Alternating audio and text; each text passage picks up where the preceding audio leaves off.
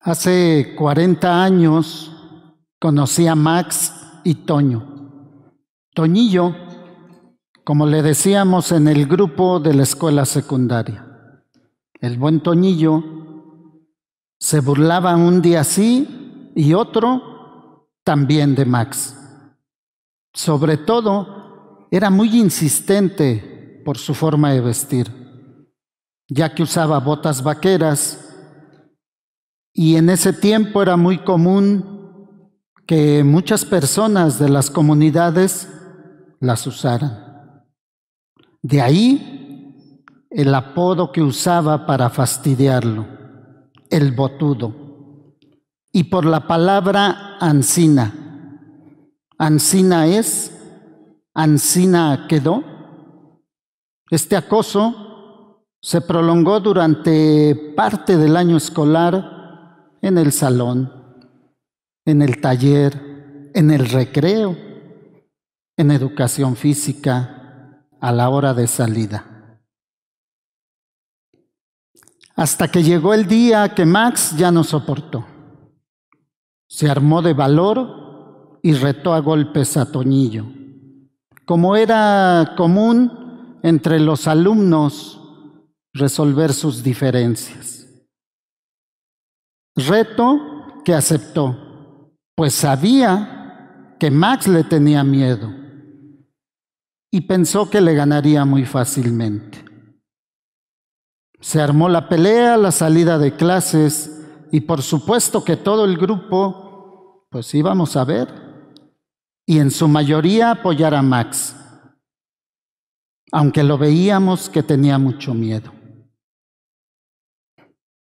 Ofreció su casa, que quedaba cerca, y además estaba sola, debido a que sus papás seguían viviendo en la comunidad. Nos dirigimos hacia allá. Después de medirse un rato, aunque más bien era el miedo de ambos, Toñillo lanzó los primeros golpes, pues sabía que ejercía temor sobre Max. Al no ver respuesta, se le ocurrió mencionar la palabra usada frecuentemente por él para fastidiarlo. Éntrale, botudo, cosa que molestó muchísimo a Max, y con todo el odio y coraje contenido durante tanto tiempo, se lanzó sobre él y lo tundió a golpes. La reacción de Toñillo fue correr para que no lo siguiera golpeando.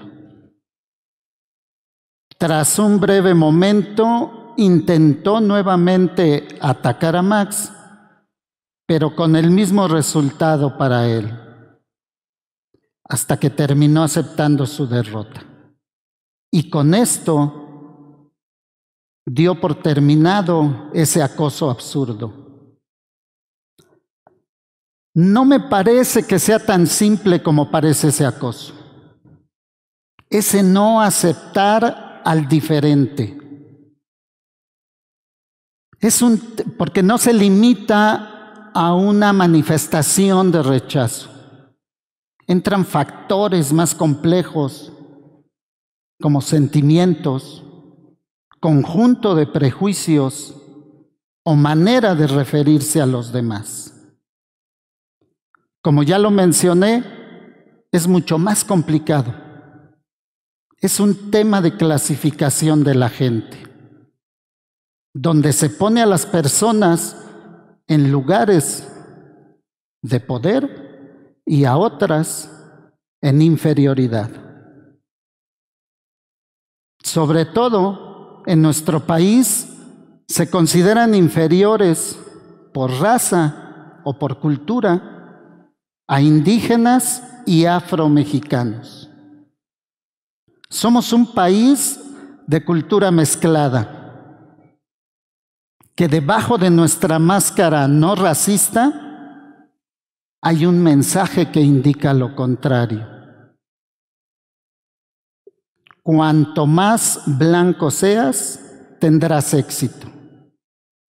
Cuanto menor indígena, te irá mejor. Debajo de esto está el racismo en México. Hay un término usado por el doctor Carlos Flores, afromexicano, los microrracismos, los cuales nos dice se encuentran en la vida cotidiana. La frase pinche India de Sergio Goyri a Yalitza Aparicio es porque él tiene en su cabeza, en su educación y en sus prejuicios, la idea de que una mujer indígena mexicana es inferior. En el trabajo, cuando le compramos a algún indígena, comúnmente regateamos y demeritamos su trabajo, pero compramos y hasta redondeamos en las tiendas de conveniencia. En la escuela, el gordito siempre es el portero. Estos microrracismos se dan por ignorancia, miedo, arraigo. Aunque nuestro color de piel no define quiénes somos, pero sí de dónde venimos.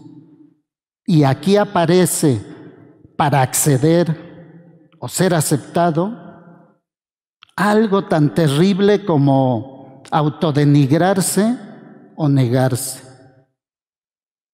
Negar nuestras raíces es también una forma de microrracismo. Mexicano discrimina al mexicano. Es muy importante reconocer que existe y que comienza desde pequeños. Nos enseñan y los enseñamos a discriminar, a dividir, a ser clasistas y racistas. Los padres pueden encauzarlos de manera correcta a través del arte, porque para crear todos usamos el mismo lápiz y la misma crayola. O en el juego, donde usamos el mismo balón y no importa quiénes somos ni de dónde venimos. Por eso es importante que las escuelas públicas tengan enfoques multiculturales. Cualquier tipo de educación o enseñanza que incorpora las historias, textos, valores, creencias y perspectivas de personas de diferentes orígenes culturales. Entrar en contacto con tradiciones y culturas de todos tipos. La cultura se define en el sentido más amplio posible, incorporando raza, etnia, nacionalidad, idioma, religión, clase, género, orientación sexual y excepcionalidad. Término aplicado a los estudiantes con necesidades especiales o discapacidades. Arraigo y amor por nuestras raíces. Este término es muy importante, porque amamos lo que conocemos y rechazamos lo que ignoramos. Sentirnos orgullosos de ser mexicanos, no de dicho, con hechos. Evidenciar los casos racistas. no ser cómplices. Fomentar la identidad, el civismo, el respeto al prójimo. Hoy veo a los hijos de Max y Toño, no discriminando a sus compañeros por ser diferentes, por pensar diferente, por expresarse diferente, sin violencia, como mexicanos respetuosos, tolerantes e incluyentes. Ahora le llamo a los hijos y nietos de Max, de los Max y Toños. Los invito a que a partir del respeto construyamos una sociedad justa y con amor a lo que somos. Y ansina termina mi plática. Muchas gracias.